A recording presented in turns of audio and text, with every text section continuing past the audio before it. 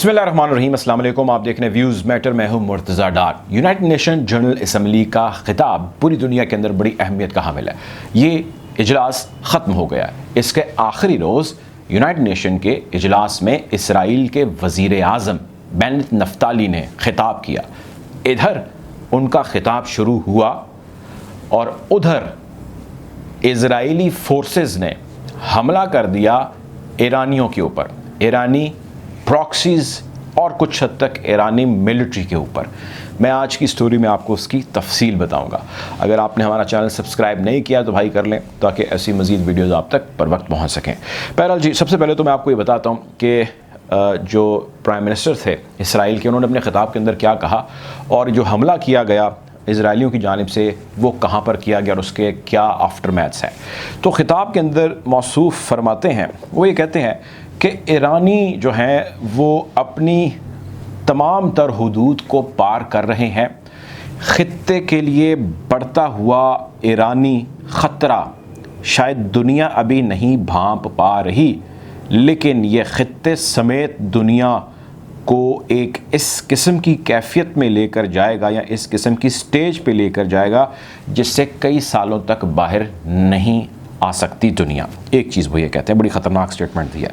दूसरा वो ये कहते हैं कि ईरान का मास्टर प्लान ये है कि वो मिडल ईस्ट के अंदर अपना असर व रसूख कायम करना चाहता है। उस असर व रसूख को कायम करने के लिए वो कभी एक पैंतरा आजमाता है, कभी दूसरा पैंतरा, तो कभी तीसरा पैंतरा, लेकिन उसका प्राइमरी ऑब्जेक्टिव ये है कि वो मिडल ईस्ट का यानी मशरक़ वस्ता का एक ताकतवर तरीन मुल्क कहलाए।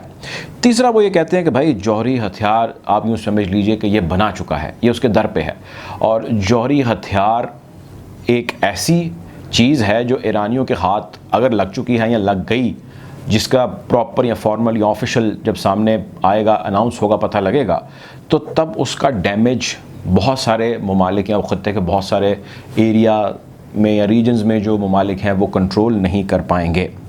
ईरान ख़त्ते के लिए ख़तरा है जैसा कि वो कह रहे हैं, और हम ईरान के साथ अमेरिका की जो JCPOA के नाम से जो एक डील है, जौहरी मुआहदे की डील है, हम उसकी तायीद नहीं करते। ईरान ये डील करना चाहता है ताकि उसके फ़ाइनेंशियल मामलात बेहतर हो और कुछ अरसे के लिए वो इस पे खामोशी रखे, लेकिन हम ये चाहते हैं कि इसके साथ ये डील ना हो। ईरान को डील करना चाहिए और वो भी करना चाहिए उसको सख्त हाथों से, यानी आड़े हाथों से उसको डील करना चाहिए।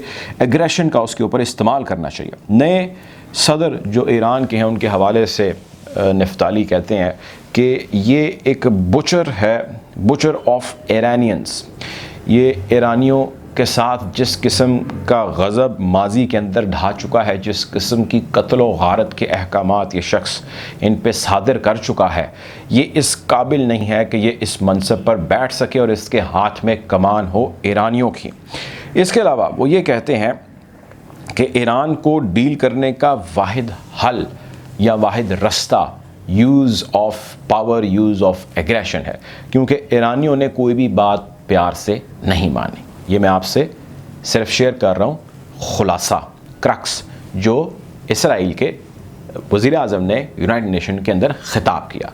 अब जब ये ख़िताब जारी था, उसी वक्त एक हमला किया जाता है सीरिया में, और सीरिया में ये किया जाता है देर अल ज़ोर, ईस्टर्न प्रोविंस है वहाँ पर, और वहाँ पे बेसेस को निशाना बनाया जाता है। एक अननोन एयरक्राफ्ट के ज़रिए हमला किया जाता है, और इस हमले में जिस बेस पर ये जिसको हदफ बनाया जाता है वो बेस है जहाँ पर ईरानी बैक्ड या ईरानी स्पॉन्सर्ड या ईरान के परों तले वहाँ पे नशोनुमा पाने वाली मलेशिया मौजूद है। कुछ इदारे ये भी रिपोर्ट कर रहे हैं कि वहाँ पे कुछ ईरानी सीनियर मिलिट्री के लोग भी मौजूद थे, नॉट द टॉप ब्रास, लेकिन कुछ सीनियर मिलिट्री के लोग भी वहाँ पर मौजूद थे। अब ये सारा मामला कोई नया नहीं है। सीरिया में जो सीरिया के ये जो बॉर्डर है जिसका मैंने आपसे जिक्र किया, ये इराक़ के करीब जो बॉर्डर है, यानी सीरिया और इराक़ की जो हदूद हैं, बॉर्डर्स हैं, वहाँ पर ये कायम है। माजी में भी इराक़ से सीरिया में जो सप्लाई लाइन थी या जो मेन आर्टरी या मेन सड़क या मेन रोड थी जहाँ से ईरानियन बैक्ड मिलिशियाज, एमुनेशंस, लॉजिस्टिक्स, जितनी भी चीज़ें रिक्वायर्ड थी एक बेस को चलाने के लिए वो आती थी, उस पर भी हमले किए गए माजी में और वो इसराइलियों की जानिब से किए गए। अब जब ये हमला हो गया, उस हमले के बाद ऐनी शाहिदीन ये कहते हैं कि इलाके के अंदर बेइंतहा एम्बुलेंसेस जो हैं वो आ रही थी और जा रही थी, बेस की तरफ बढ़ रही थी, वहाँ से ज़ख्मियों को लेके वो हॉस्पिटल्स की जानिब आ रही थी। और इस हमले हो जाने के बाद किसी भी किस्म की स्टेटमेंट ईरानी ऑफिशल्स की जानिब से नहीं आई, सिवाय इसके कि इसके पीछे यकीनी तौर पे इज़राइल का हाथ है। और रह गई बात इज़राइलियों की, तो उन्होंने भी इसके हवाले से कोई भी ऑफिशियल स्टेटमेंट नहीं थी। वैसे सीरिया के अंदर जब कभी भी हमला होता है जिसमें अनआइडेंटिफाइड का वर्ड यूज़ किया जाता है कि जी हमें पता नहीं कौन हमला कर गया, और वो खुसूसन प्रॉक्सीज़ के ऊपर हों जो ईरानियन बैक्ड हैं, तो उसमें इसराइल की पॉलिसी ये है कि वो कोई भी स्टेटमेंट नहीं देते, ना उसको एक्सेप्ट करते हैं ना उसको रिजेक्ट करते हैं, वो उस पर खामोशी इख्तियार कर लेते हैं और इशारे किनारे इसी जानिब पढ़ते हैं कि ये हमले इज़राइल की जानिब से किए गए हैं।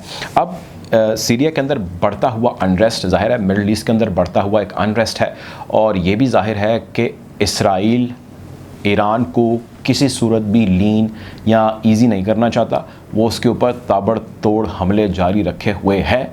और इसराइल का कहना ये है कि ईरान मिडल ईस्ट के अंदर अपना असर व रसूख कायम करना चाहता है, जिसकी वजह से वो लेबनान, जिसकी वजह से वो सीरिया, जिसकी वजह से वो फ़लस्तीन, और जिसकी वजह से और भी दीगर पॉकेट्स के अंदर अपनी मूवमेंट और अपनी मनूवरिंग कर रहा है, और ये ओवरऑल ख़ित्ते के लिए ख़तरनाक है। ईरानियों का इसके हवाले से क्या कहना है, इस पर जल्दी ही कोई रिएक्शन सामने आ जाएगा, हम कोशिश करेंगे कि वो भी आपसे शेयर करें।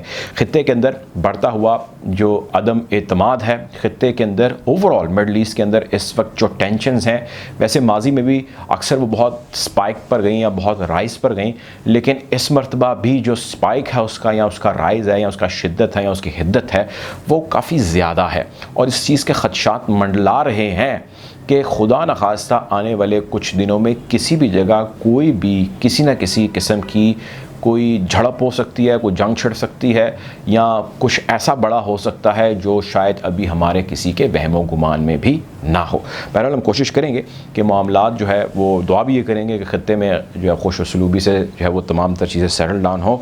हम ये भी कोशिश करेंगे कि आपके साथ बदलती सूरत हाल जो है उसको शेयर करते रहें। अगर आपको ये वीडियो अच्छी लगी है तो चैनल को लाइक करें, सब्सक्राइब करें, ताकि ऐसी मज़ीद वीडियोज़ आप तक बर वक्त पहुँच सकें। अपना ख्याल रखें, दुआ में याद रखें। अल्लाह हाफ़िज़।